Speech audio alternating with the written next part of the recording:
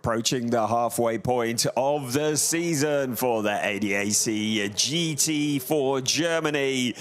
Up until now, it is Enrico Förderer and J-Mo Hertling who have had a stranglehold on this championship in 2025. But yesterday, we saw that stranglehold broken when Henrik Still and Philip Gogolok took the ADAC MX Motorsport Porsche to a victory. The first victory this year that has not come from the number 11 duo of Enrico Förderer and J-Mo Hertling. They are still in control at the top of the point standings, though, with a very healthy 40-point lead ahead of Gabriele Piana and Berke Besler. Hello, everybody. Welcome to a glorious, sunny Nürburgring as we look at our pole sitter, Marek Buchmann, taking his second ever pole position, his first coming at the season opener in Oschersleben all the way back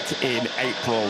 The sun is shining, but it isn't actually especially hot. There's a real nip in the air, and as a result, the race director has decided that the cars will actually have 2 formation laps at the start of this race, just to give the drivers a bit of added opportunity to get the heat into the tires and into the brakes. There, the sign says it all. Enrico Förderer has qualified the SR Motorsport by Schnitzelam Mercedes-AMG GT4 into 3rd place on the grid, so still very much within striking distance of the front. Gabriele Piana, Berke Besler, well, Piana's at the wheel of the 2nd place in the championship BMW, and he starts just ahead of Förderer in this race, starting on the front row alongside Enrico Förderer. So they are gonna be putting the challenge up. There was a car and a driver that was very much in the headlines for all the right reasons yesterday, because ME Motorsport didn't just get 1 car on the podium, they got 2. The number 66 car, Philip Viskirchen, qualifying it today, sharing it with Tim Reiter, and also the number 77 car with Tommy Rackle and Linus Hahner at the wheel. They scored 2nd and 3rd. It was Rackle and Hahner who got the 2nd, and in 3rd place Viskirchen and Tim Reiter. It was a great battle as we look at Emil Heyerdahl, who qualified the Wimmerwerk Motorsport Porsche 718 Cayman very, very nicely indeed for this race in 5th place. Yesterday it was an 8th place, so they are keeping themselves very much in the championship battle as well. As I said before, we're approaching the halfway point of the season. After today, we are past halfway, but now the races are coming thick and fast as we look at yesterday's winner. Philip Gogolok, P7 was his qualifying position today in the ADAC MX Motorsport Porsche 718 Cayman. It was an emotional win for Philip Gogolok. We saw him taking his first ever last year at the Red Bull Ring. Yesterday, along with Henrik Still, they could not contain their excitement when they became the first non-SR Motorsport by Schnitzelam car to take a victory this year, and they were really celebrating. He's going to have his work cut out to repeat that today, but it's certainly not out of the question. They are carrying an extra 15 kilograms of success ballast as a result of that win yesterday. Tommy Rackle, Linus Hahner have got an extra 10 kilograms of success ballast. They're starting a little bit further back on the grid in 15th place. Linus Hahner qualifying that car, and Philip Viskirchen along with Tim Reiter, they have an additional 5 kilograms of success ballast. That's as a result of finishing 3rd yesterday. They didn't have to carry that in qualifying, but they do have it now, so that may well affect Philip Viskirchen, who starts 4th. You might say, well, 5 kilograms is nothing. Well, every ounce counts here in these cars. The weights are very, very closely monitored. We'll see how that all shakes out, but Marek Buchmann is the man who will start on pole position. He, along with Anton Abe, had that pole position at Oschersleben at the beginning of the year. 6th place has been the best they've been able to achieve so far, although Marek Buchmann is a previous winner way back in 2022 here at the Nürburgring. I think you might like this place, don't you? That's when he took his one and only win in ADAC GT4 Germany. His co-driver Anton Abe yet to stand on the top step, or indeed on the podium. Could it be today that all changes? Well, we're going to find out in a bit, because the cars are on the first of 2 formation laps as we have a look at the starting grid for race 6 of a 12-race season. Marit Buchmann on pole position. Gabriella Piana second in the championship, second on the grid. Championship leader Enrico Ferderer has Philip Viskershens, yesterday's 3rd place finisher, alongside him on row 2 of the grid. Emil Heyerdahl, good qualifying from him, heads up a bunch of Porsches. Max Rosam is next. Philip Gogolok, yesterday's winner. Alon Gabay, the Porsches keep coming. They've all qualified together, what most of them have. Max Schreier, good job from them. Had a difficult day yesterday. Oscar Christensen, they also didn't finish yesterday. Row 6, Victor Nelson and Roman Felderfeldeg, another non-finisher from yesterday. Another of the SR Motorsport by Schnitzler Mercedes, Cedric Fuchs, with Maxi Tarillion alongside in the mighty BMW. Linus Hahner, 2nd place finisher yesterday, with the guesting number 13 car of Roland Fröser alongside. Great to have the Toyota Supra on the grid. Then you see Axel Bengston, Luca Bosco, Niels Tröger, Daniel Drexel, Joseph Ellerine, and Oscar Dix. And then Storm Jördrum, the young 16, he's only just turned 16 years old, already showing he is a star of the future. Yesterday, what a drive, along with Jan-Philipp Springhoff coming home into 7th place. Had mechanical issues in qualifying this morning, so lines up stone last on the grid, which is a real shame, but it means the pressure's off. Yesterday, his debut in the car, well, Jan-Philipp Springhoff had got it up at the front of the pack. Jördrum had to jump in and learn the ropes with a lot of pressure on his shoulders, so this will be an opportunity for him just to maybe relax a bit and just work his way up potentially through the field. So you can see the cars there just warming up on the 2nd, and I'm seeing a notification that Storm Jördrum, and I'm looking out the window, peeling off into the pits. That's such a shame.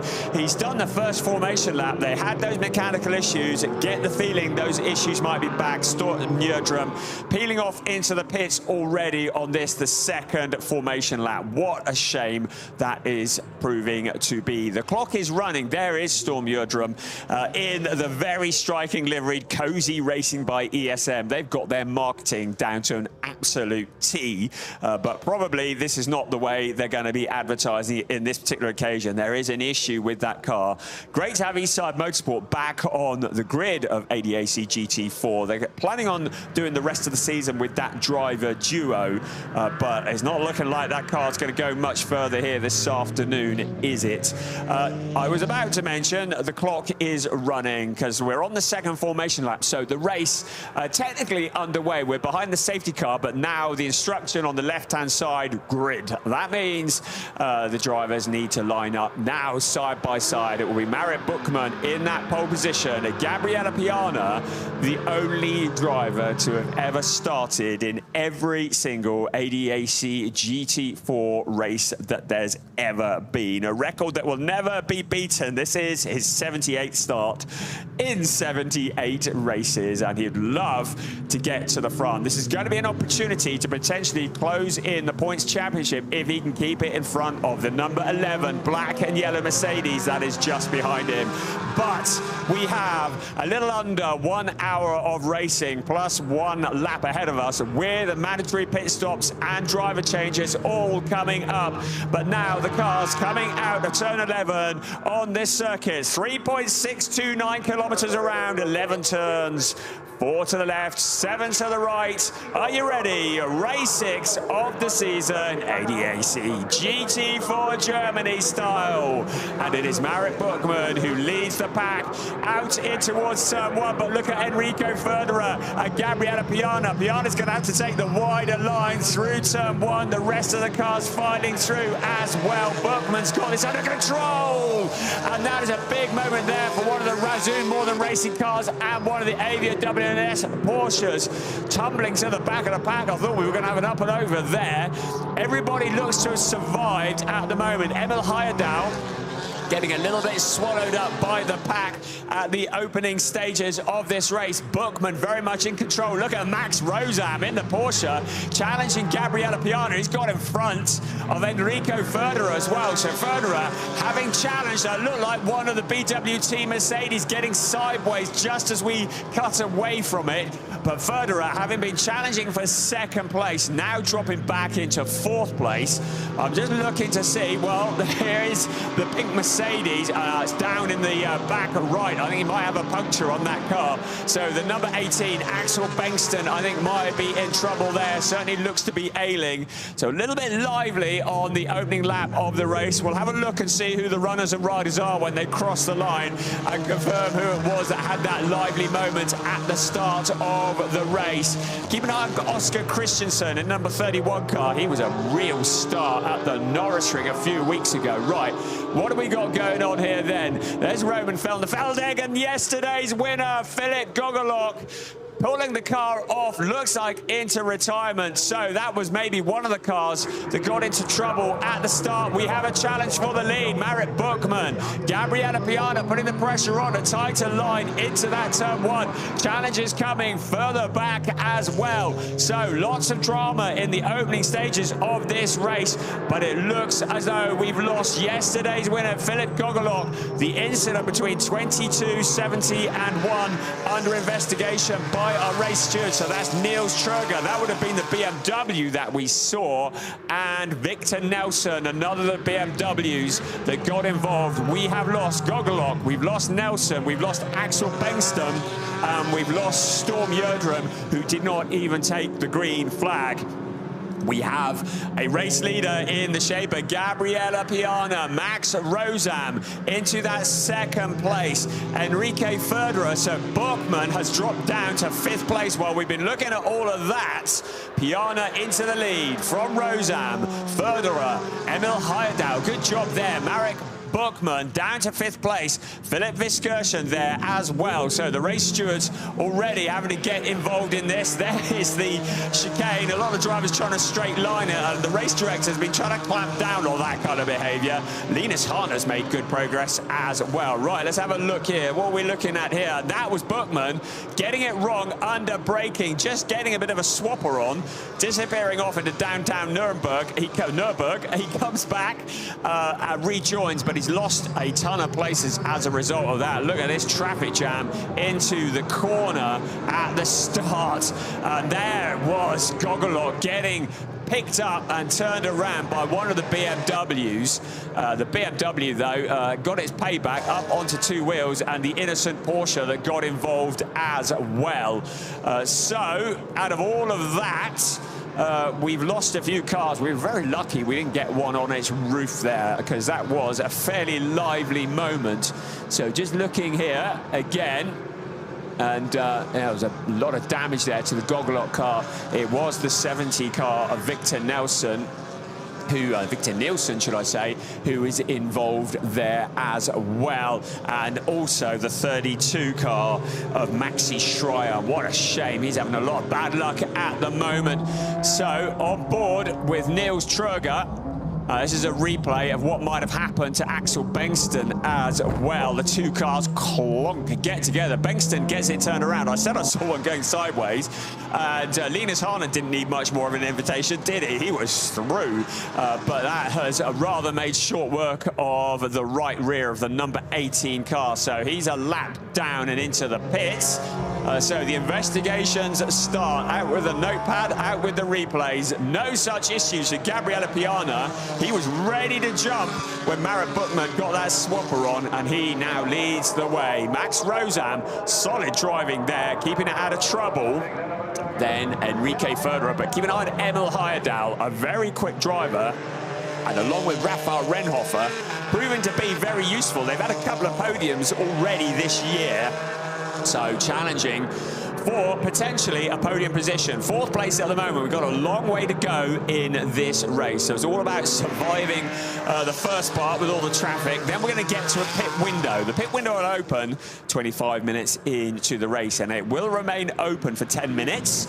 during that pit window. Every car will need to come in for a mandatory stop and a driver change. There will be a minimum pit stop time as well. The drivers must not go below 95 seconds from pit entry to pit exit. But all that is yet to come. At the moment, the first stint drivers are in the seat.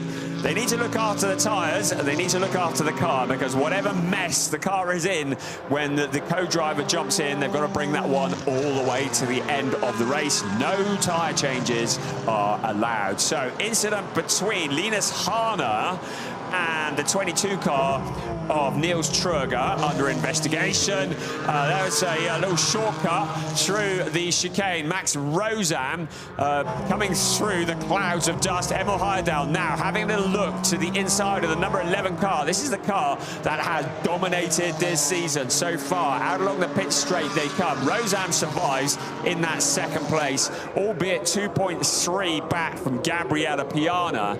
And any drivers who cut the chicane may be up for a penalty. Emil Heyerdahl to the inside, a championship leader, Enrique Verderer. Verderer will have the championship in mind. He cannot afford a non-finish, but it is Emil Heyerdahl. Good, solid driving in the Porsche. And now Marit Buchmann looking to make his way back up through the pack. So is Enrique Verderer going to get relegated a couple of positions? Yes, he is. Is it going to be 3? Because Philip Viskersen there as well. So he's had a lively first lap. Keep an eye on Maxi Tarillion in 7th place. Good job there. He's setting purple sectors. So Maxi Tarillion, who was Mr. Overtaker from the back yesterday, the driver whose parents are born Argentinian, he was born in Switzerland, raised in Austria, and he's racing under a German license. Take your pick, why don't you? So Maxi Tarillion in that 7th place. Keep an eye on the number 40, More Than Razzoon Racing. Razzoon More Than Racing, the blue and white BMW. He's closing in on the battle. Up ahead of him is the 77 car, Linus Harner, to the inside. Sorry, that is Viskersen, isn't it? To the inside of the championship leader. They're running side by side. So Enrique Verderer having to get his elbows out, but now Maxi Tarillion. Great stuff here from the young driver. Muscles his way past the 3rd place finisher yesterday and is now going to set about the championship leader. These are the kind of stars that we see in ADAC GT4 Germany. Drag race into turn 1, under braking. He's going to have to go the long way around Enrique Verderer. Verderer gives him the space. The outside will become the inside into turn 2. But Maxi Tarillion, great stuff there. Brilliant driving. Many of the DTM drivers would do well to learn from this. Good, clean respect between the drivers. Tarillion with a nose in front into that 5th place. Now Verderer coming back at him. Verderer steals the place back briefly. And now Tarillion leaves himself vulnerable to Viskersen. They fancy going 3 abreast there, don't they? Come on, keep it pointing in the right direction. Round turn 5. Verderer now with a nose back in front, but Tarillion's not done yet, is he? Looking after the rubber on those cars. Tyres are limited. He has a little bump though for Viskersen. Viskersen bounced off into the gravel trap. The 2 BMWs getting together. Now has Viskersen got damage? He's keeping it going. And I'm wondering whether the steering may have suffered from that. He's going to get buried in the gravel trap. He's keeping the power on. Come on, keep it going. He might be able to rejoin. He does that. So back onto the track.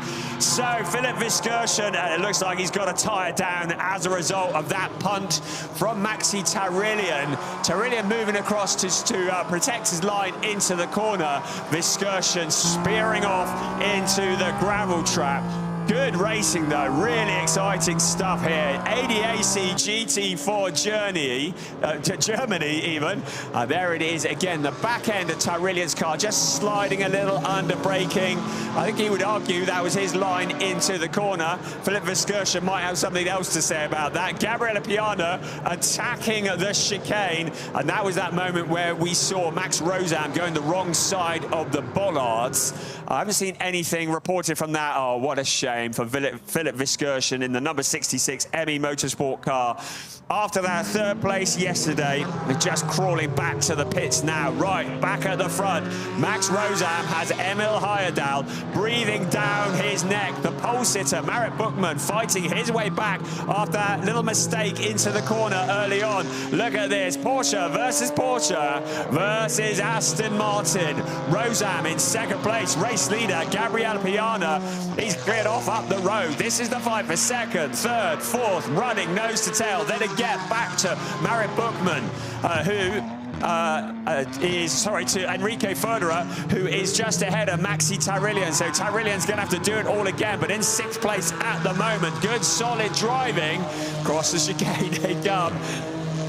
Really attacking the curbing. Right, the incident that you saw is under investigation, and Viskirchen, his day absolutely ruined, I would say, crawling his way back to the pits. But good, solid, hard driving from ADAC GT4 Germany. Look at this, second, third, fourth, Buchmann to the inside of Heyerdahl, under braking into turn one. Heyerdahl moves across to cut him in the front of him, just ahead. Max Rosam able to break clear because Heyerdahl is having to defend rather than attack. Championship leader Enrique Federer just in the background. Maxi Tyrillian, did he pick up any damage in that impact that we saw just now? Well, it looks like he's all good at the moment. The lap times are looking pretty competitive too. So Maxi Tyrillian, certainly competitive lap times to those around him. On board with Emil Heyerdahl in third place. There's Max Rosam, a driver that we have long since associated with BMW, switching to an altogether different beast here in 2025 in the red and white Porsche now.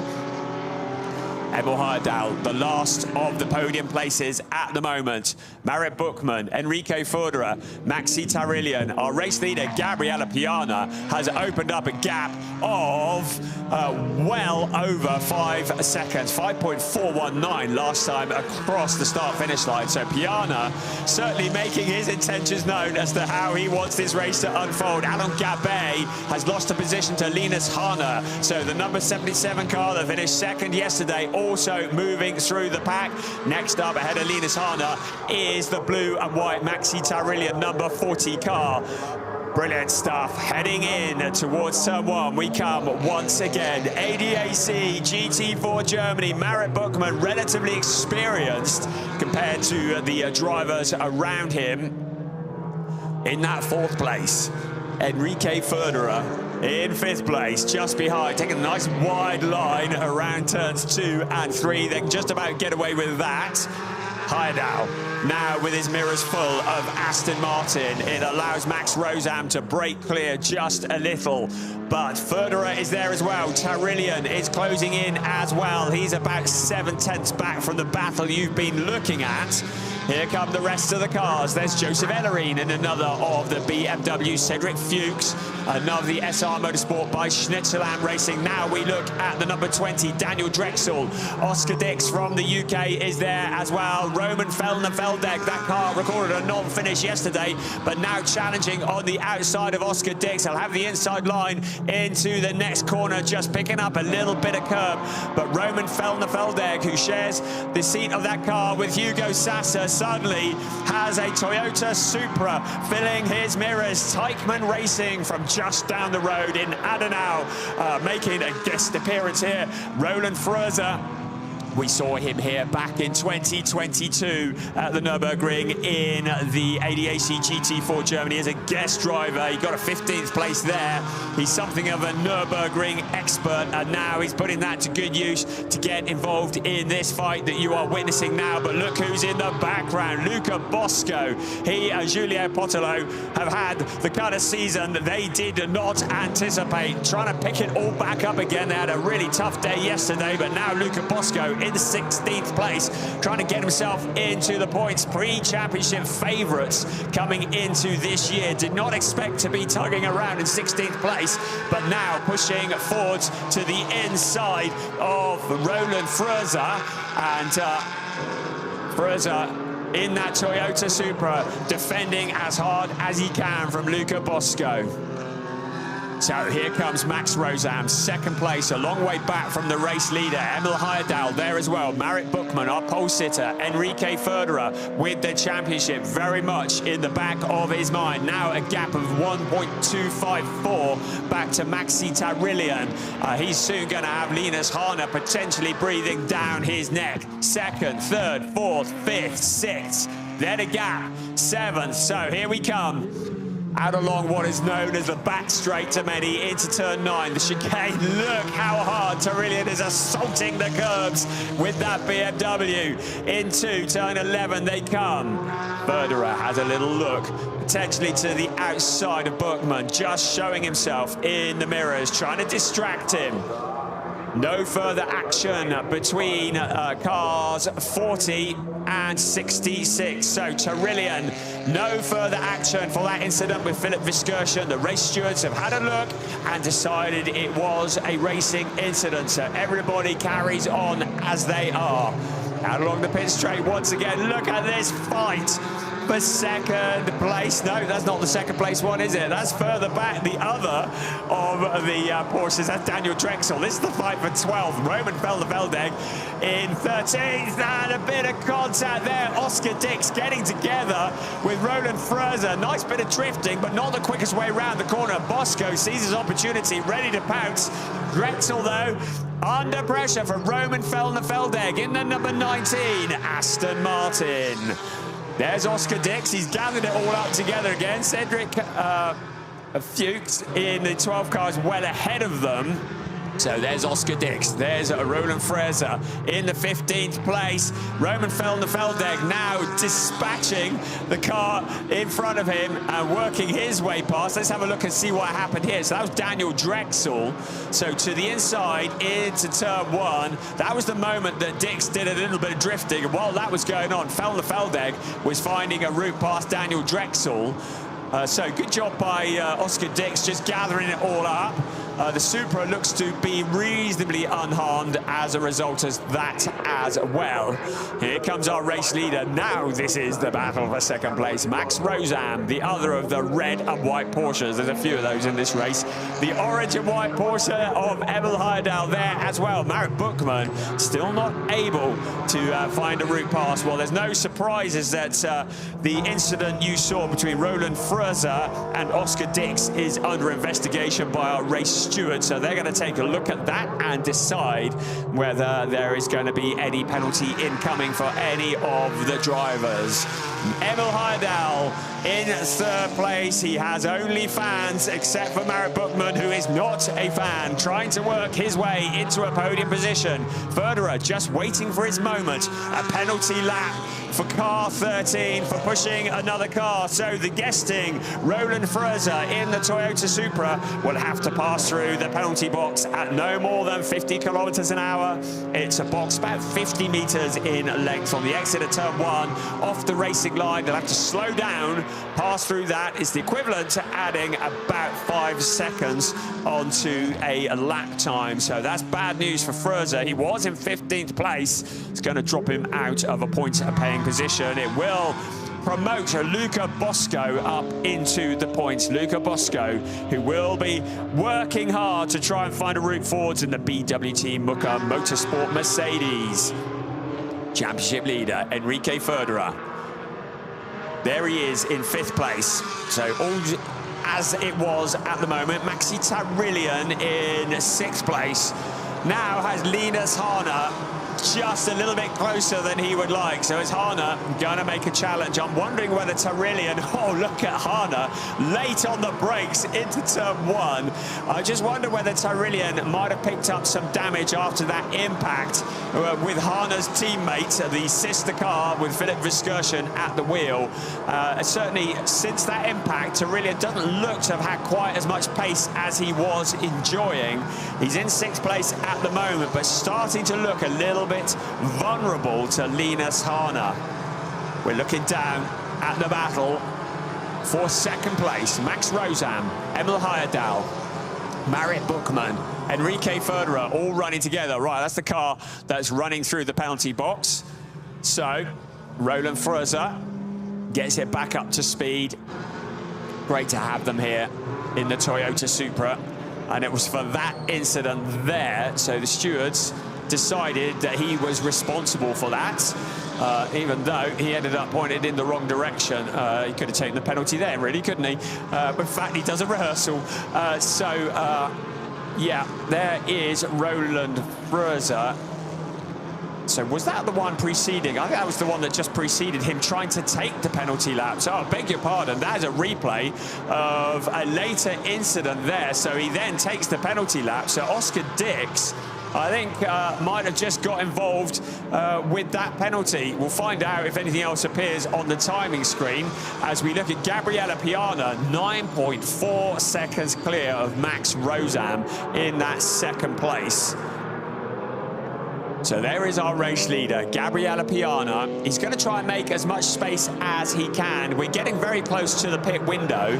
His co-driver, Berke Besler, potentially not as quick. Marit Buchmann has found a route, or he tried to find a route through, but has dropped back now into the clutches of Emil Heidau. But look at this, Enrique Förderer. Right, the incident between Fröser and Oscar Dix under investigation. I wonder whether Oscar Dix might have decided that was a little bit of payback for Fröser. So Fröser still took his penalty lap, though, didn't he? So credit to him there. On board with Emil Heidau. So a lot of challenges. Berkman has found the route past Emil Heidau into that third place. That's what it looked like from Heidau's perspective. So the pole sitter back into a podium position. So all kicking off here. I was about to say, the pit window will open in 40 seconds. Gabriele Piana's co-driver, Berke Besler, great driver, not as experienced as Gabriele Piana, so the team might decide to keep Piana out as long as possible because he's got no traffic in front of him to try and maximize his time at the front of the pack before bringing him in. Other cars that are in traffic, well, the team might decide to try and bring them in, try and do an undercut on the cars around them, use a bit of strategy. The pit window is going to open in 10 seconds from now as we look at second place. Max Rosam has looked solid there. Then Marit Buchmann. Enrique Förderer has also shuffled his way past Emil Heidau. Maxi Tarillion has caught up with them, as well as Linus Harner. So this is about to kick off, of course, unless any of the cars come into the pits for their mandatory stop. Right, the incident between Fröser and Dix is going to be investigated after the race. So the stewards have decided they're not going to do anything about it now, but they might do later. We'll see how that one shakes out. Right. The pit window is open. So first to blink, Luca Bosco. I think he'll be quite happy to get on a plane and head back to Italy because this has not been the weekend he had dreamt of. He's going to hand over to Julien Potelot, another very, very rapid driver, but they are currently in that last place. Going to try and get Potelot into the seat of that car, get him out on track and try and jump some of the other cars when they come into the pits. Everybody else remaining out on track. They've got 9 minutes in which to come into the pits. So at the moment, just the one car that is in for the mandatory stop. On board with Oscar Christensen, who shares with Lachlan Robinson. They were mighty impressive at the Nürburgring. They got a podium position, their first ever podium position in the second race. Yesterday, not so great, recording a non-finish. Right, in comes Emil Heidau. So Raphael Renhofer will be limbering up in the wings, getting ready. So good job from Emil Heidau. What a solid drive from him into the pits. His work is done now for the weekend. He can sit and wait for his co-driver to bring it home. That's a long way up the pit lane, keeping to the speed limit in the Wimmer Werk Motorsport Porsche. It's the stop mark, takes out the lollipop. Right, any second now, Raphael Renhofer will appear in the picture. There he is. Driver has also been in Porsche 6 Carrera Cup Germany this year. Into the seat he gets, number 23 car in. So Joseph Ellering, the South African driver, handing over to Benjamin Silvesterson, the driver from Finland. So Benjamin Silvesterson into the seat of that car. Their best result was yesterday. They got a 10th place, so they'd be quite happy if they could improve on that today. Roman Feldeck is in. handing over to former champion Hugo Sasser, the number 19 car. In fact, two-time former champion Hugo Sasser will jump into the wheel of the Pro Sport Aston Martin. Daniel Drexel is in. He's handing over to Luca Link. He's an entertaining driver as well. Everybody else remaining out on track. Piana, as predicted, is going to leave it quite late in the window. Here's Max Rosam here as well. A long way back from Piana. Rosam still staying out. Right, another one, the ME Motorsports. So this is Linus Harner, who will be peeling off to hand over to Tommy Rackle. Tommy will be doing his exercises in the garage as we speak. He'll have his heat insert in hand, I dare say, keeping to the speed limit. The number 77 ME Motorsport car, the team run by Marcus Eicheller, the driver that we've seen in GT4. Look at the brake dust pouring from the front of that car. There is just Tommy Rackle, seat insert in hand. Right in the background, the number 12 car, so Cedric Fuchs is getting ready to hand over to Joel Mesh. Here comes Joel Mesh. Tear the co-driver out of the car. There's no real rush here. 95 seconds, minimum pit stop time, pit entry to pit exit. Dump the seat insert on the back of the car. Don't get to pick that one up on the way out. Right, here is Julien Potillo back out on a track. So he is going to be trying to make as much space as he can. There's Oscar Dix in front of him. Oscar yet to come in for his mandatory stop. He's all the way up in 8th place at the moment, mainly on account of cars around stopping. You can see the clock's ticking down, so we've still got 9 cars yet to come into the pits, one of which will be the 91 car. Oscar Dix will need to hand over to Igor Litvinenko. Dix, though, is quite enjoying himself there, isn't he? Oh, and car 8 under investigation for a potential pit stop infringement. If it wasn't for bad luck, they'd have no luck at all. Rosam into the pits, Federer into the pits as well. So the front runners now starting to blink into the pits. They come. The number 10 car, Rosam. You can see the clock ticking down. Bookman promoted back up into 2nd place. Championship leader, number 11, Enrique Federer, getting ready to hand over to JMO Hertling. The SR Motorsport by Schnitzeland Mercedes has been the car to beat all season long. Not enjoying quite as much dominance today. Hurl the seat insert back into the garage. Won't be needing that again until the Saxon Ring in a couple of weeks' time. Now the outgoing driver helps the incoming driver to get buckled up. There's Denny Burns, who will be taking over from Max Rosam in the Razzoon More Than Racing Porsche. Of course, Razzoon More Than Racing, as if their lives weren't hard enough, they're fielding Porsches and BMWs here at the Nürburgring this weekend. There's a sad sight. A couple of cars retired from the race in the shadows of the garage. Gabriele Piana, as predicted, just staying out for the time being. And I think he's going to stay out as late as he can. I think Bookman might as well. He'll be handing over to Anton Abe, but Bookman, by far the more experienced of the two. Maxi Tarillion promoted up into 3rd place, but of course he will still need to come in to hand over to Laurens Roule. Maxi, who was in the number 70 car last time we saw him, so they've been playing musical chairs at Razzoon More Than Racing, but it seems to be suiting him well at the moment. Look at this for the race leader, though, giving the cones a little bit of love and attention. A penalty lap has been awarded. Oh dear, Julien Potillo for a pit stop infringement. Heavily regulated pit stops, so it could be that they have had too many mechanics using the runoff area much. Maybe they've had too many mechanics working on it. Maybe the driver exited the garage too soon. Whatever it was, the number 8 bad luck continues, and I just think they'll be looking forward to part 2 of the season. Do a bit of a reset in the number 8 car. I think 9th place at the Nürburgring in race 1 is not what they're expecting to be their best result at this point of the season. So to the penalty box would go Julien Potillo, car 23, now also under investigation. So that'll be Benjamin Silvesterson, that too for a pit stop infringement. Right, Piana continues. He's got time to get this and another lap in before he comes into the pits. How close dare he cut it? The lap times, 1:33.602 is the quickest lap, and that is held by Gabriele Piana.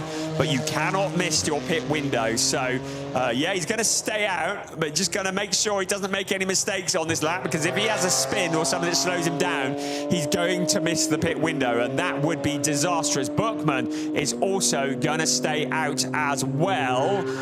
Is Tyrillian coming in? I think Tyrillian is staying out as well. Alon Gabet is staying out. Oscar Christensen also staying out. So it's going to be a big queue of 6 cars coming into the pits next time around.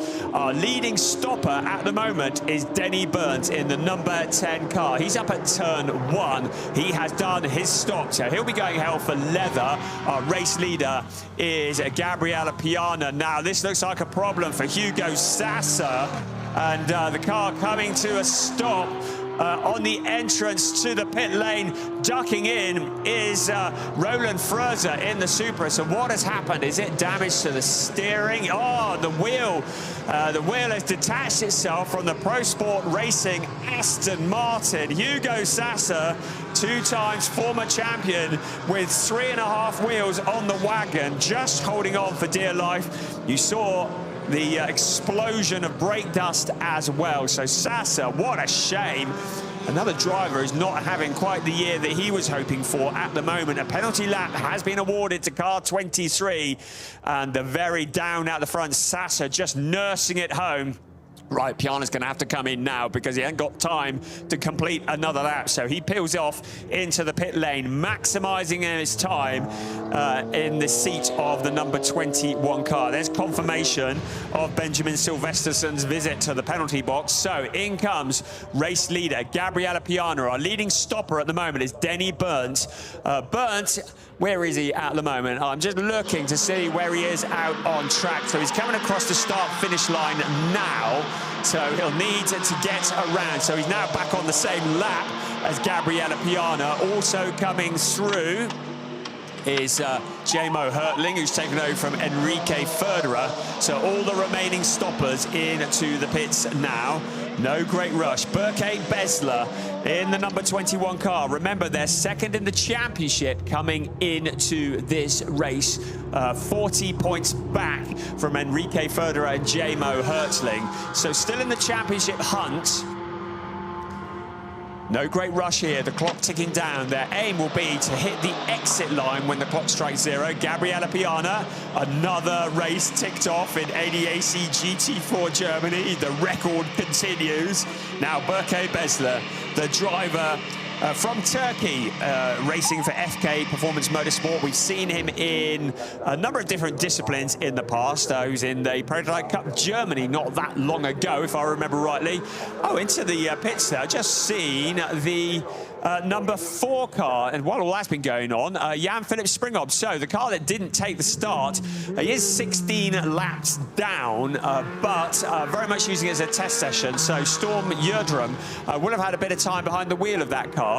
Right, let's see what's going on here. So here comes car number 10. Out on...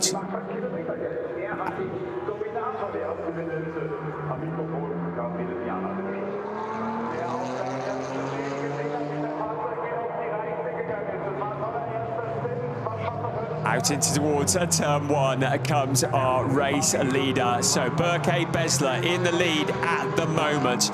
Marek Buchmann in second place. So the penalty that was awarded to car number 8, Julien Potolo, I just had the news from my producer, one of the pit crew did not have a helmet on. So that is why Julien Potolo and Luca Bosco had that penalty lap. There was a crew member without a helmet. That's how heavily regulated these pit stops are. Right, let's take stock now. There is the number 10, Denny Burns. Jamo Hertling, championship leader, trying to get himself onto the podium. So the Porsche in front of the Mercedes. Ahead of them is Marek Buchmann. No, it's not, because he's handed over to Anton Abe.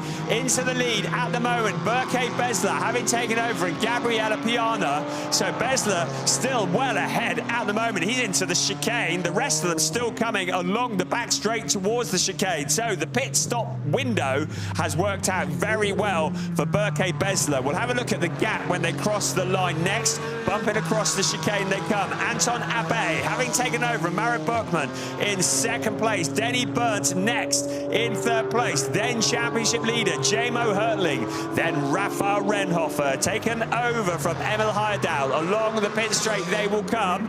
Right, there is the Aston Martin of Anton Abe. Denny Burnt in the background as well. Jamo Hertling, can he get it onto the podium? That would help the championship lead so much. He goes to the inside of Denny Burnt. Jamo Hertling, the more experienced of the two, but Denny Burnt hanging the back end of that Porsche out. I'm not sure he's going to be able to hold this for 22¼ minutes. There is Denny Burnt in the last of the podium positions. This allows Anton Abe to break clear at the front. And then is Denny Burnt. Then is Jamo Hertling. Then is Rafael Renhofer in the background. Tommy Rackle, who took over from Linus Harner. So they've managed to get past Lawrence Ruhl, who's taken over from Maxi Tyrillian in 7th place. In 8th place, Tommy Gore, Jamaica to the world, has taken over from Alon Gabay. In 9th place, Lachlan Robinson. Let's see what he can do from there. And then Benjamin Silvesterson, after his penalty lap, he too had a pit stop infringement. But I said it before, I say it again, the pit stop's so heavily regulated here. Safety is everything. And a crew member without a helmet, well, that has relegated Julien Potelos even further down the pack than he was hoping for. Behind him, in the number 13 car, Maxi Schleimer. Great to have him here, the young driver from karting straight into GT4. He certainly was making waves in the ADAC Kart Masters Championship. He was the 24 German champion, so Maxi Schleimer at the wheel now of the Toyota Supra in 14th place, a points-paying position to the inside. A little look from Jamo Hertling and Denny Burnt. Burnt taking that wide line once again. Certainly got the skill and the traction to hold off the Mercedes at the moment. Denny Burnt, another one who's made a jump from BMW to Porsche. We remember seeing him in the M2 Cup not that long ago.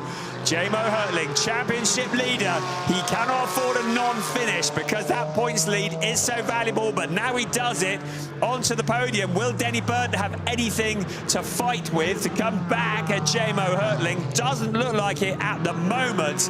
In the background, Rafael Renhofer. He is a feisty and fast pilot. And then Tommy Rackle on a high after that second place finish yesterday, along with Linus Harner. Then a bit of a gap back to Lawrence Ruhl, about 6.1 seconds.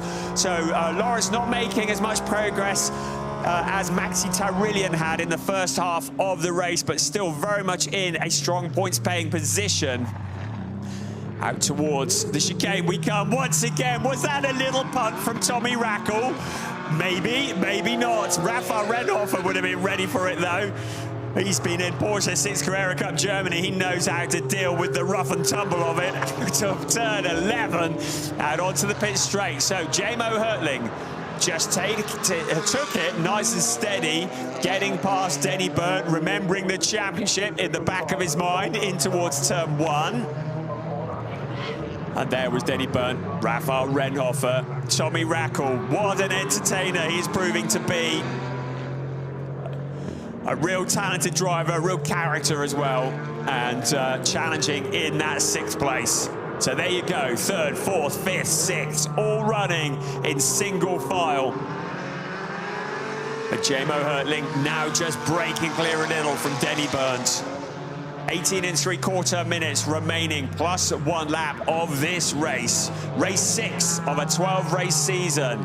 The half-time champions are going to be Enrique Federer and Jamo Hertling, but by how much? Because if the race finishes now, Berke Besler and Gabriela Piana are going to take a big chunk out of their championship lead. At the moment, the gap between Berke Besler and second place Anton Abe is 9.8 seconds. The incident between 77, and that'll be Tommy Rackle, and 92, Rafael Renhofer under investigation. That might be for that little bump that we saw going going in towards the chicane.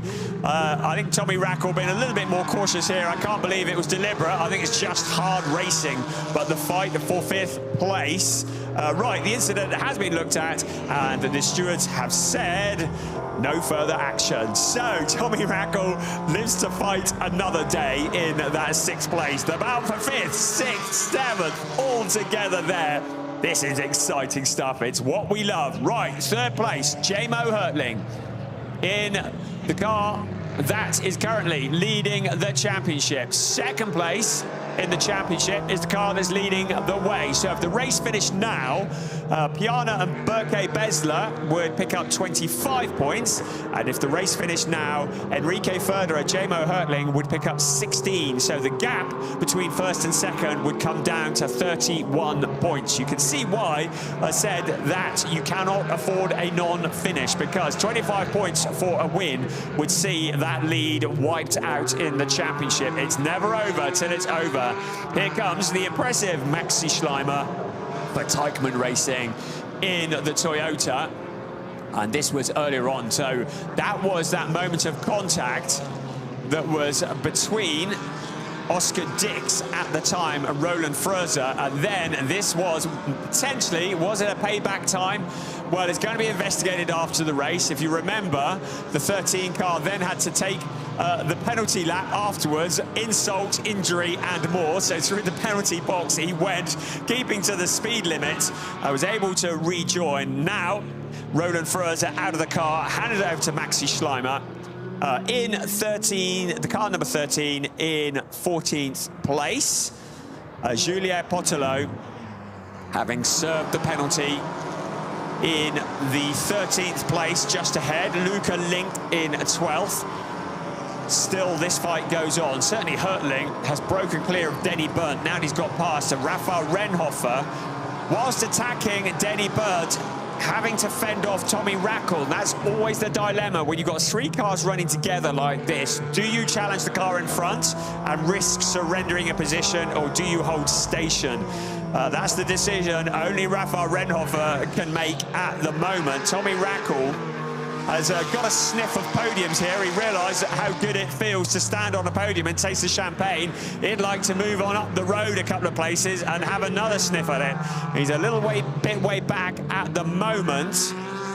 This fight at the moment, Denny Berndt is 14.6 seconds back from the race leader, but of course we only need to get a safety car and all of that could change. The 23 car, Benjamin Silvesterson in 10th place. Just found a route past Lachlan Robinson, the 31 Avia WS Motorsport Porsche. So Silvesterson in the BMW. The Beamer's certainly appearing to be very much a weapon of choice here this afternoon at the Nürburgring, with 15 minutes remaining of this race 6 of a 12-race season. Berke Besler doing a sterling job ahead of Anton Abbé, 9.3, so holding a pretty consistent gap at the front of the field. J-Mo Hurtling, how far back is he? 2.494. So are we going to see, 2.495, are we going to see a potential challenge as we look at that replay of Benjamin Silvesterson slotting his way past Lachlan Robinson? Are we going to get a challenge for 2nd place from our championship leaders? Certainly looking like the potential of it. 2.4 seconds between 2nd and 3rd. That gap we're going to have one eye on here. You don't need to have a clock to see what the gap is between Denny Berndt, Rafael Renhofer and Tommy Rackle. 4th, 5th and 6th. Our drone is looking down, filming these cars in the glorious sunshine here at the Nürburgring. 14 minutes remaining. Berndt in 4th place, holding off the immense pressure from the fellow Porsche. Tommy Rackle in the BMW for ME Motorsport just behind. It is Razzoon More Than Racing versus Wimmer Werk versus ME Motorsport, all fighting for that 4th place. Besler's lead at the front, down to 9.3, but certainly nothing that he should worry himself about. Anton Abbé still in that 2nd, then J-Mo Hurtling, 2.4 back from them. Then this fight here.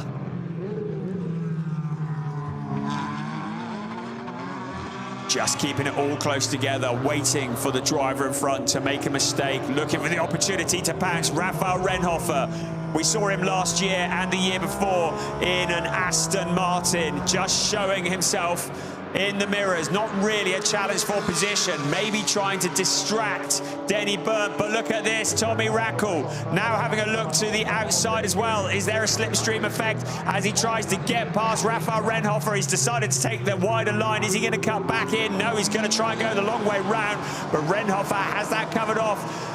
Rackle, a little look to the inside. Is he just showing what he's got up his sleeve here as he tries to move forwards into 5th place? You just get the feeling that Rackle might be running out of patience. 12.5 minutes plus 1 lap remaining. Denny Berndt in 4th place in the Porsche.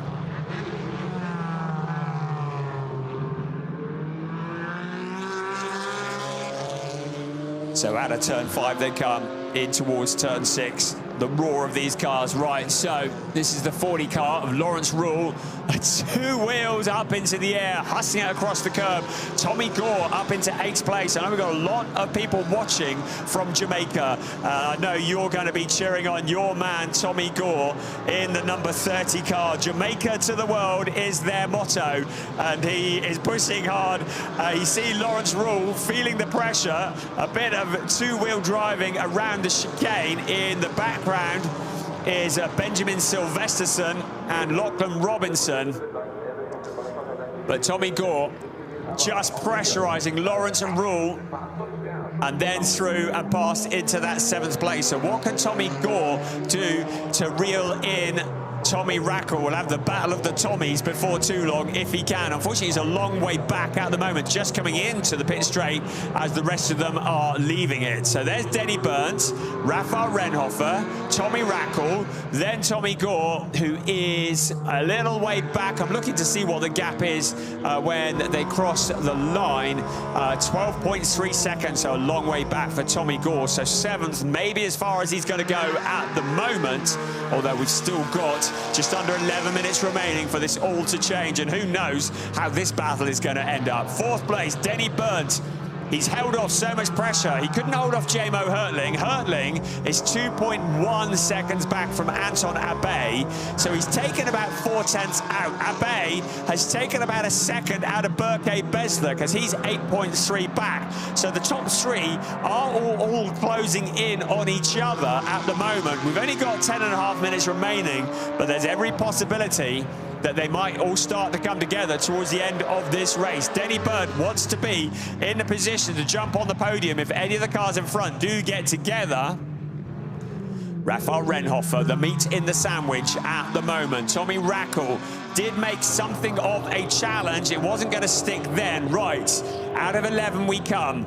Good exit from this corner is always important because then you get a good run along the pit straight. You'll get something of a slipstream.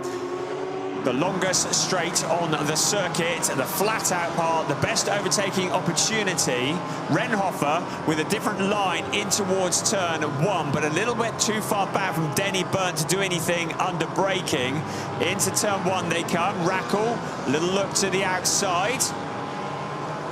So is Rennhofer trying to defend from Rackle, or is he trying to attack Denny Berndt? Here comes our race leader, Berke Besler. The gap is closing back to Anton Abe, but it's only 8.365. There's the gap evolution between Abe and Hurtling on your screen there. So Hurtling is closing in. He's hurtling in towards Anton Abe, 1.798 back. So this could be a battle for 2nd place before too long. Jamo Hurtling, along with Enrique Förderer, who lead the championship in ADAC GT4 Germany. Anton Abe enjoying his first season in ADAC GT4 Germany, having taken over the seat of the Aston Martin from Marek Buchmann. His best result of the season so far was a 6th place at the season opener in Oschersleben.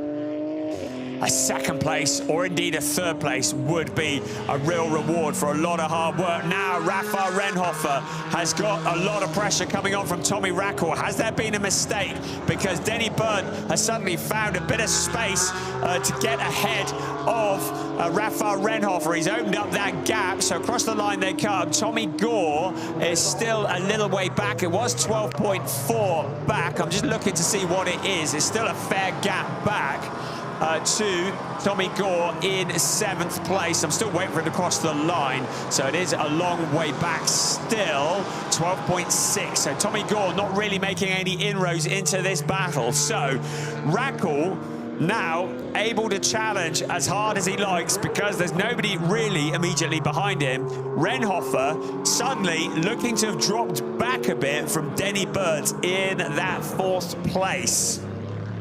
So Burnt able to break clear, and now with Renhofer having to defend, it gives him the opportunity to open up the gap some more. Rackle, you can see he's starting to lose patience with the orange and white car in front of him.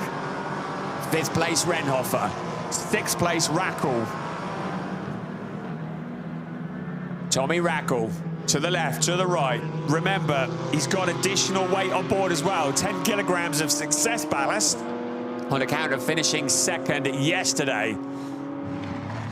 I think Rafael Renhofer, has he used up too much of the tyres in the first part of the race, along with Emil Heyerdahl? Is he running out of grip and traction? Does Tommy Rackle have more? It looks like he is the quicker of the two. The timing screen confirms that as well. Out of 11, they come out along the pit straight once again. Denny Burnt now well clear of this battle. Look at this up ahead. J-Mo Hertling also closing in on Anton Abe. The gap between Berke Besler and Abe is 8.1 seconds. So although it's closing, nothing at all for Berke Besler to worry about. Just needs to keep doing what he's doing, and it'll be maximum points for him and Gabriella Piana. There's Burnt in 4th. 5th, Renhofer. 6th, Rackle. 7th, Tommy Gore. 8th, Benjamin Sylvesterson. 9th, Lachlan Robinson. 10th, Lawrence Rule. So he going back through the pack a little bit there. Luca Links in 11th. Joel Mesh, he's not had a great afternoon either, in 12th. Julien Apotolo in 13th. And the last of the runners, the Toyota Supra, the number 13 of Maxi Schleimer. Emil Heyerdahl handed over that car to Rafael Renhofer. What state was it in when Renhofer got into the wheel? You saw a little twitch there. I think the drone shot quite revealing. I think maybe the grip has started to ebb away on that number 92 car. Did they take too much out of it in the early stages of this race? Tommy Rackle will be well aware of where the weaknesses are for that Porsche. Lining it up into the chicane they come once again, pick up a bit of curb, bounce across to the other curb, try not to hit the cone. Up towards turn 11 they will come once again, out onto the pit straight. Rackle, is he going to make a move here? It looks to me as though Renhofer doesn't really have the grip through the corners and the windy parts, but seems to have the grunt on the flat out section as they head past the pits. He's able to hold station. Rackle will try and brake as late as he dare, but he doesn't want to lose it all by going deep into the corner. He closes up a bit, and now Renhofer closing back in on Denny Burnt. The race finishes now. There's your confirmation. 31 points would be the gap between 1st and 2nd. 56 between 1st and 3rd. Still a lot of racing. We're only at the halfway point of the season after today, so lots of points still to come. It could all change.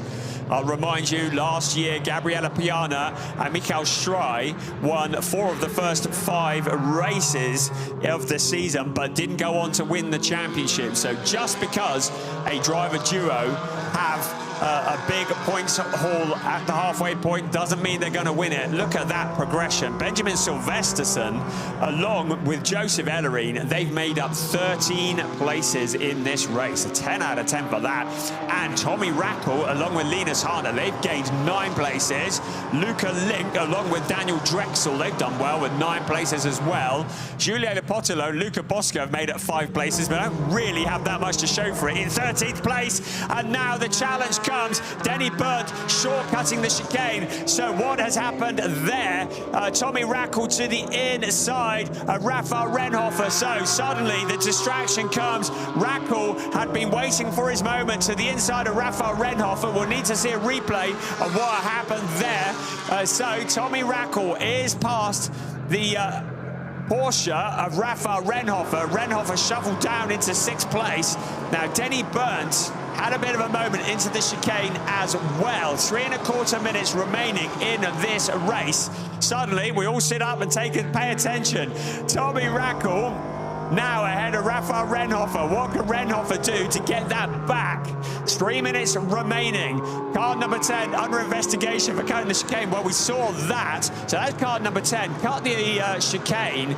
And it was almost, that was enough to distract Rafael Renhofer. So he got out of the power into the chicane, and suddenly Tommy Rackle was able to come through. So you could see car number 10, Denny Burnt, getting it wrong at the chicane.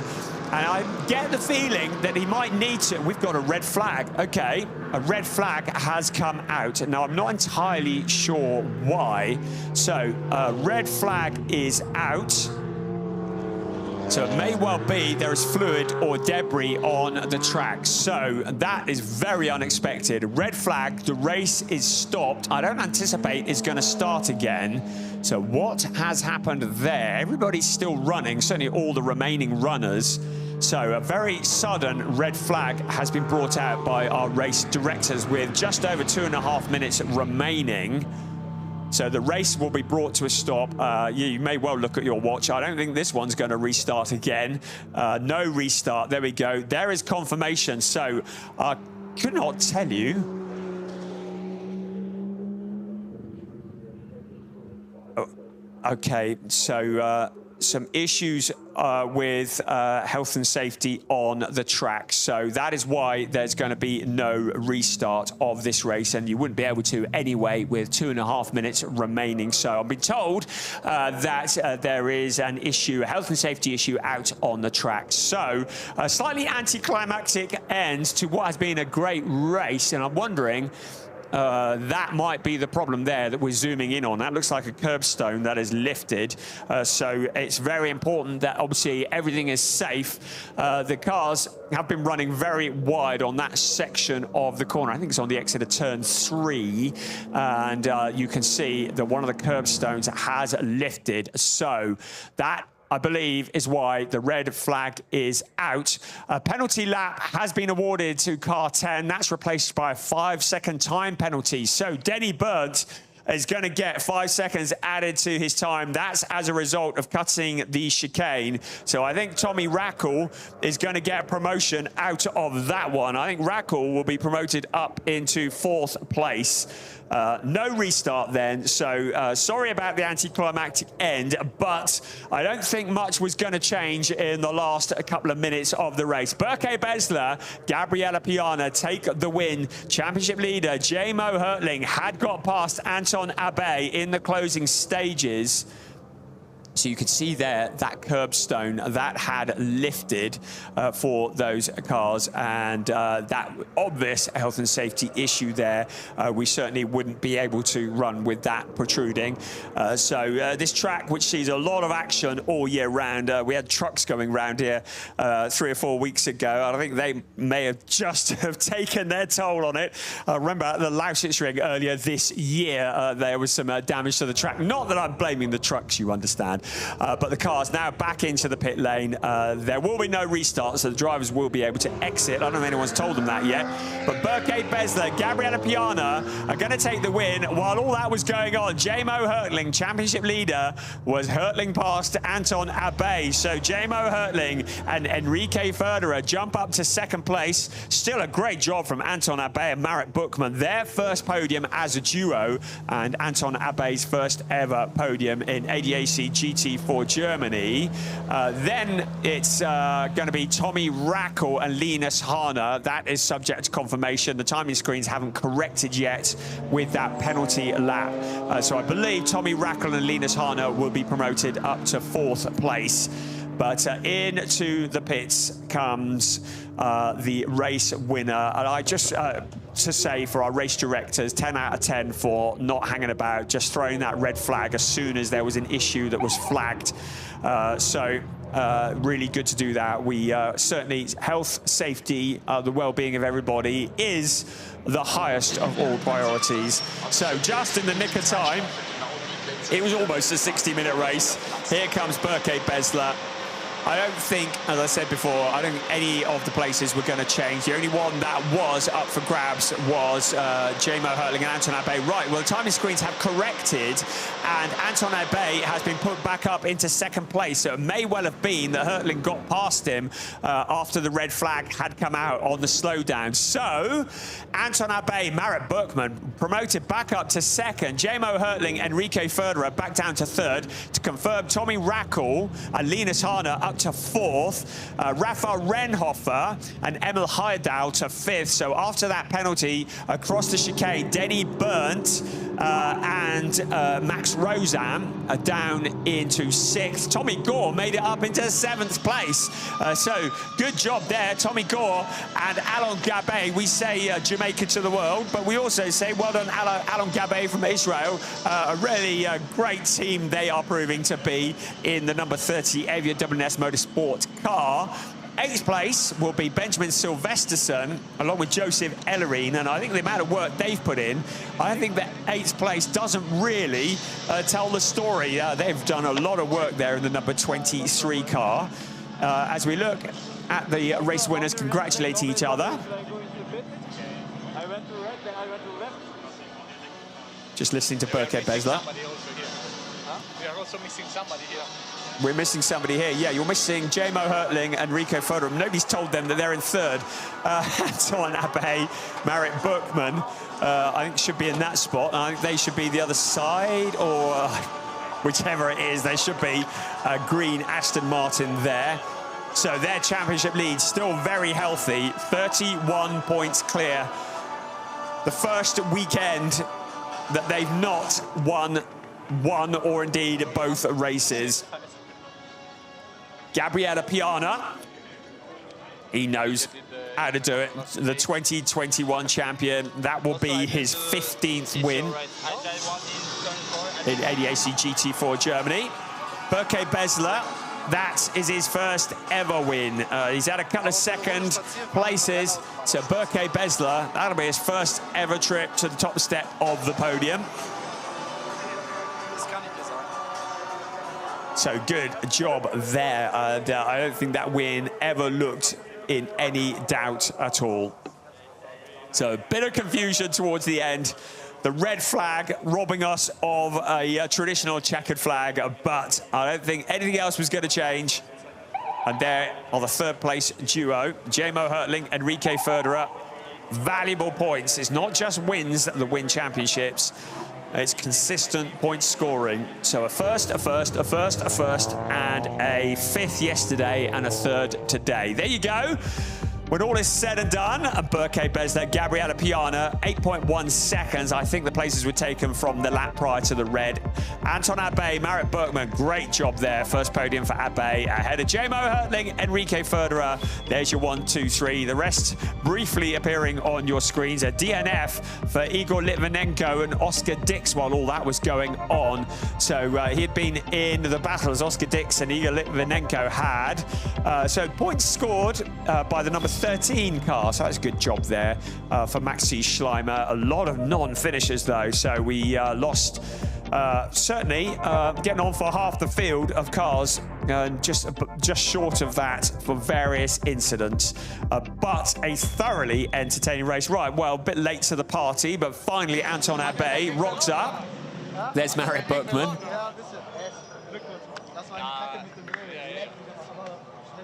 So Marit Berkman, a one-time winner.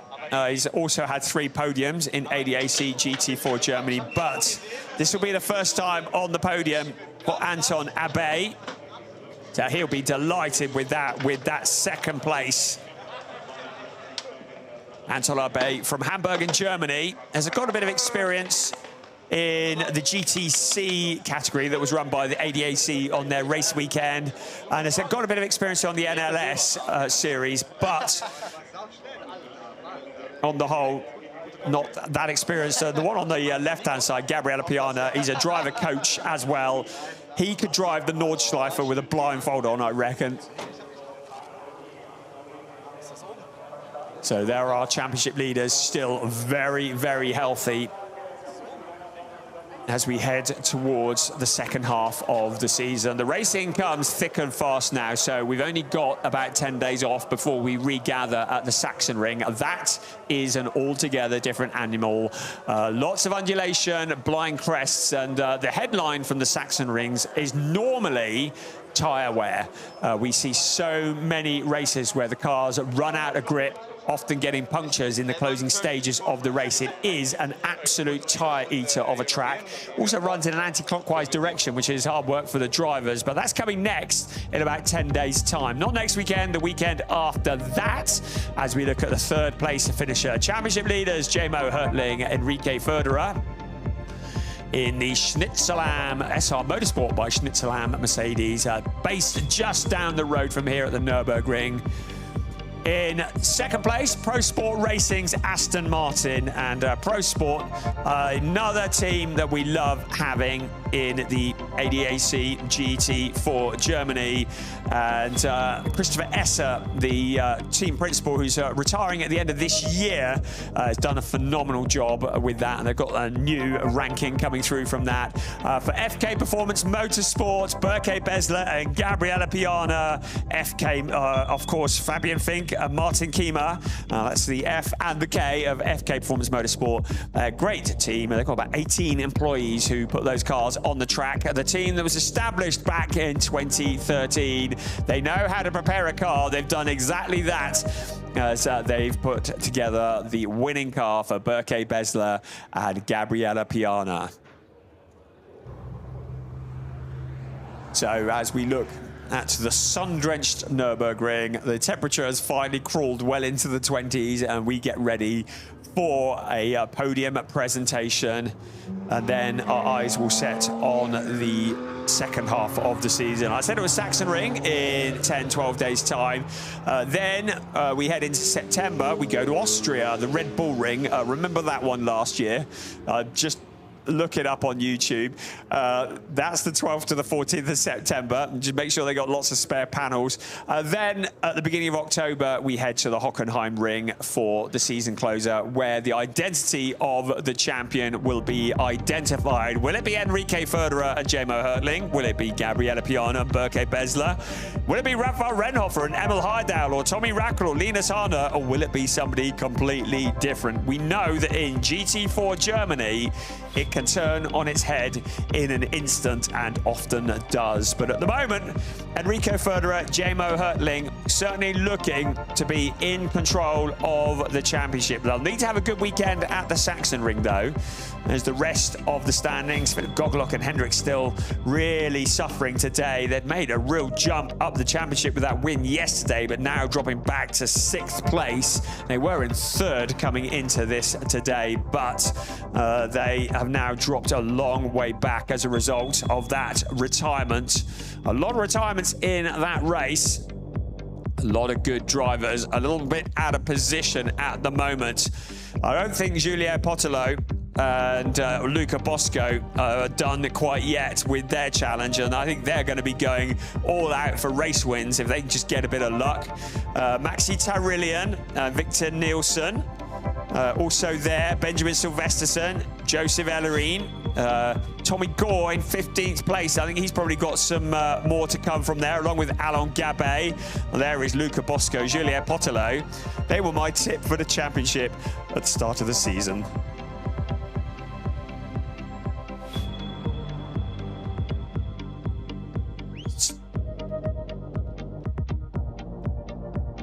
So in a few moments, we're hoping to bring potentially the podium. But with the red flag time constraints, we're just going to see what we can offer there. But at the moment, we have some lovely shots of the Nürburgring in the glorious sunshine. So we're just going to have a look at some slow-mos, and we're looking at the time schedules as well. So there is the number 10 car. Denny Burnt was at the wheel. He shared that with Max Rosam, and they were very impressive as well. They put up quite a fight. Eventually, it was going to be a 6th place. The scene of much controversy all the way through this weekend. We've seen drivers riding those curbs. I'll tell you what, those are glued in properly, aren't they? Where every driver assaulting those curbs. In Porsche 6 Carrera Cup Germany yesterday, they were straight lining it. The cars were getting properly airborne, and the race director had to step in and say, look, that is a chicane. You need to turn left, you need to turn right. You can't just drive over it. So track limits, certainly in free practice for GT4 Germany on Friday. Well, there we go. That's what driving around it looks like. In free practice, on Friday, the number of infringements there for track limits. So the drivers have clearly taken notice and are now at least attempting to get around the chicane.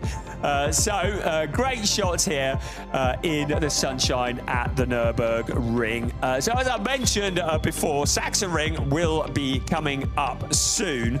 And if you haven't seen it before, it's kind of one of Germany's best kept secrets. It's a track that's often used for MotoGP bike racing, and I think it's arguably one of my favorites on the calendar.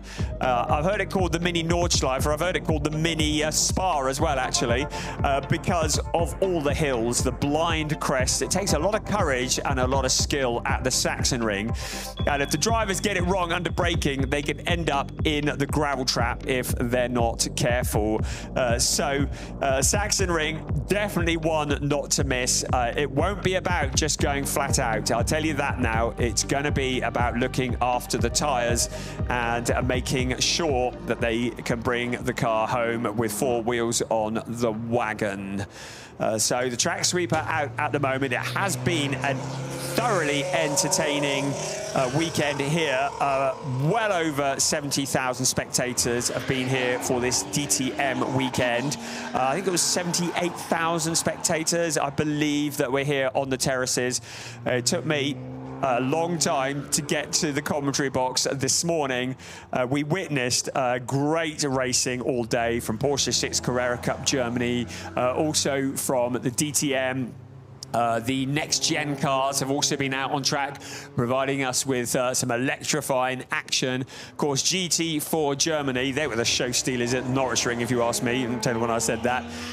We're hoping to have some prototype racing here today to close the weekend, but that's going to be subject to time constraints and to the condition of the track. But there, what a beautiful setting here in the Eifel region as we look at Nürburgring Castle in the glorious sunshine. We look again at the result from that race. It was Berke Besler and Gabriele Piana who started on the front row with Piana at the wheel, and they managed to find a route past the car that finished second in the end. Marit Buchmann did a good job in qualifying along with Anton Abe. Championship leaders Jamo Hertling and Enrico Ferrer. They don't look delighted with that 3rd place, but I think that was a good points haul. Rafael Renhofer, Emil Heyerdahl were next. Tommy Rackle, a real charger. I just feel as though this weekend is the weekend that Tommy Rackle and Linus Hahner have really started to show their worth. I mean, they got a 4th place together at the Nürburgring last time out, but that 2nd place yesterday felt a little bit like lighting the blue touch paper and retiring because they suddenly are looking very motivated. A real shame for Philip Viskirchen and Tim Reiter. They never even got to sit, well, Reiter never got to sit in the seat of that car as a result of that impact earlier on. It was good. We didn't see much of Storm Nürburgring. I believe he did have a stint in the car. Jan-Philipp Springhoff also had a run in it. They finished 28 laps down as a result of not actually getting it started. And there were issues in quali this morning for Storm Nürburgring. And I think they probably just brought the car out to see if they had been able to get on top of whatever that issue was.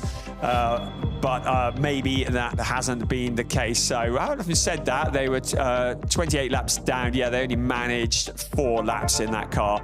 So yeah, it hasn't been the best race 2 for the number 4 car.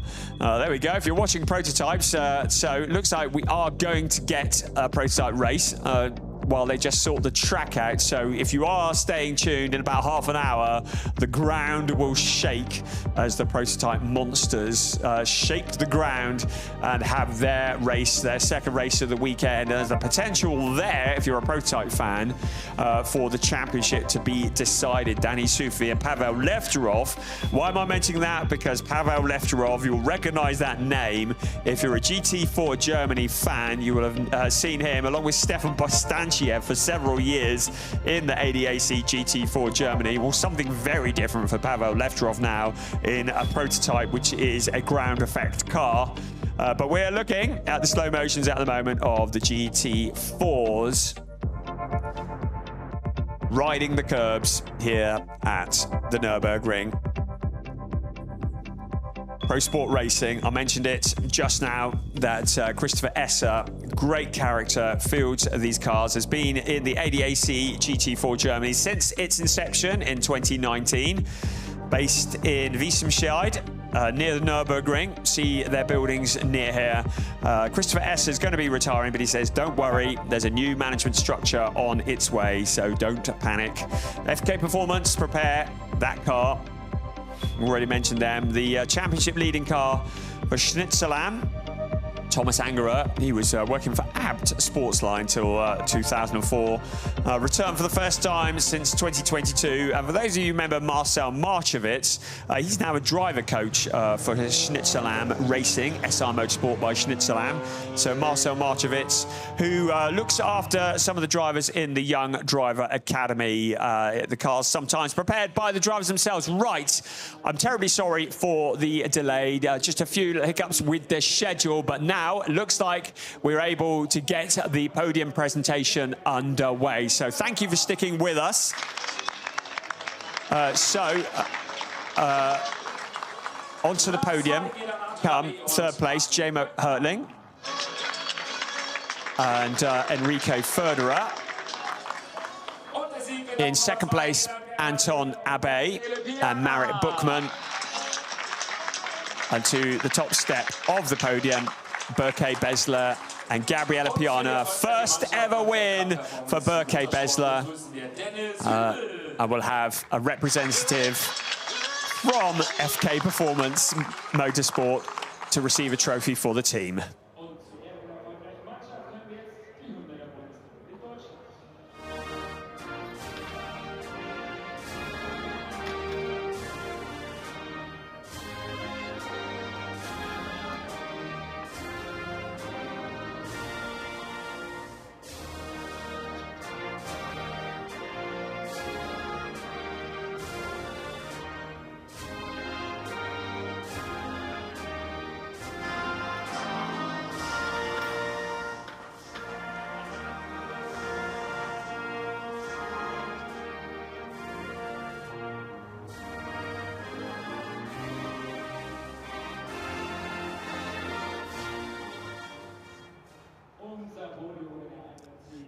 So national anthem done. Hopefully we'll see a little bit of silverware now as the trophies are to be presented by Ferry Franz, Managing Director of ADAC Westfalen, EV, presenting the winners' trophies. A first ever winners' trophy in GT4 Germany for Berke Besler. Many, many trophies in the cabinet. Gabriella Piana. Michael Blafus from Pirelli, a real well-known character around the raceways at all the ADAC events, presenting second place. And Marco you showed up. Apologies for the pronunciation there. Send me back to school. Presenting the third place trophies. And the team trophy is presented as well. Lovely trophies with the image of the Nürburgring. The drivers pose for the photos. That is part one of the season, done and dusted for ADAC GT4 Germany. We started in Oschersleben. We went to the streets of Nürburgring. We are at arguably the capital of German motorsport here at the Nürburgring. Now our attention turns to the Sachsenring for round 4, which will be taking place between the 22nd and the 24th of August. It's less than 2 weeks. We'll see you then at the Sachsenring. Thanks for joining us. See you there. Bye-bye.